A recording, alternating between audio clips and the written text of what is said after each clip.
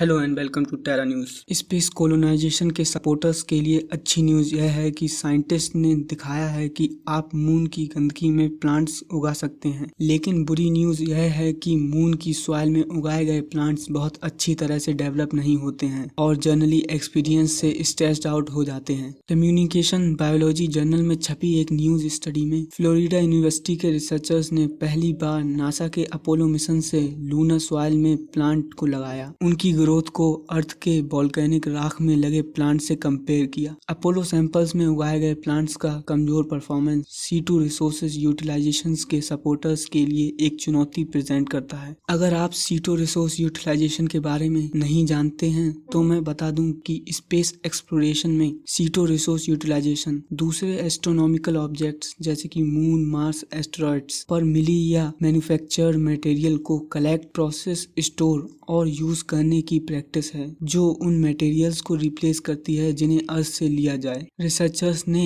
एडिवोडोप्सिस थाइलियाना का सीड लगाया जो कि एक छोटे फूल वाला प्लांट है जिसे आमतौर पर थेलक्रेस कहा जाता है। या तो अपोलो 11, 12 और 17 मिशंस के दौरान अर्थ पर वापस लाए गए लूनर मटेरियल के सैंपल्स में यह एक ज्वालामुखी राख बेस्ड कंट्रोल सॉइल में कॉपी करने के लिए डिजाइन किया गया है। मून के सैंपल में लगाए गए प्लांट्स वोल्केनिक राख में उगाए गए प्लांट्स के कंपेयर में स्लो, स्मॉल और स्ट्रेस के ज्यादा साइंस जैसे पिगमेंटेशन और स्ट्रेस से रिलेटेड जीन के एक्सप्रेशन दिखाते हैं, और जबकि वोल्केनिक ऐश में उगाए गए प्लांट्स मोर और लेस यूनिफॉर्मली डेवलप हुए। अपोलो 11 के सैंपल में उगाए गए प्लांट्स अपोलो 12 और अपोलो 17 के कंपैरिजन में खराब थे, जो सैंपल में वेरिएबिलिटी को बताता है। एग्जाम्पल के लिए अपोलो 11 का सैंपल सबसे लंबे टाइम तक सोलर और कॉस्मिक रेडिएशन के कांटेक्ट में था, और रिसर्चर्स का मानना है कि लंबे टाइम तक एनर्जी बॉम्बार्डमेंट के इफेक्ट से lunar material particularly biology science के लिए रिएक्टिव हो सकता है। ये स्टडी प्राइमरली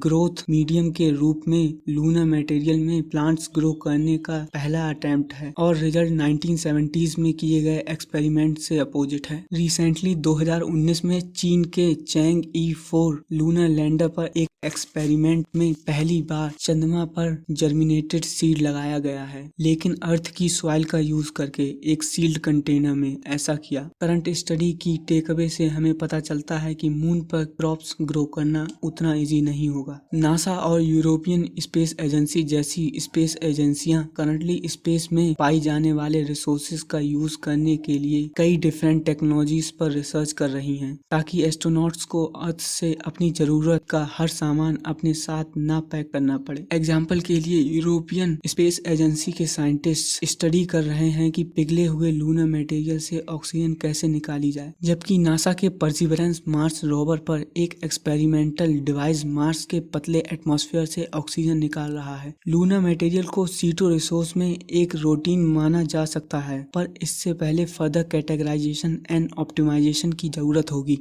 थैंक यू।